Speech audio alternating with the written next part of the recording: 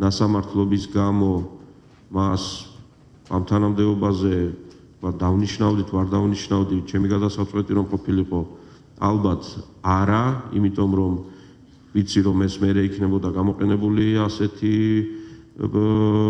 მიზნებისთვის. ამასობაში თანამდებობაზე უკვე დანიშნულ ფარცხალაძეს ამ ფაქტის გამო გავათავისუფლებდი თუ არა? არა, არ გავათავისუფლებდი. იმიტომ რომ თუ დავნიშნეთ და თუ ჩავთვალეთ რომ ეს არ არის იმ დონის ამ შემთხვევაში უფრო მორალური პრობლემა, იმიტომ რომ სამართლებრივი პრობლემა რომ არ არის, ამაზე ყველა ვთანხმდებით, მაშინ მისი ამ მიზეზით თანამდებობიდან გადაყენება იქნება არასწორი ნაბიჯი. ყველა კითხვას უნდა გაეცეს მკაფიო და დროული პასუხი ხელისუფლების მხრიდან. მე პირადად თვალთქმაყოფილი არ ვარ პასუხების დროულობით და პასუხების სისრულით.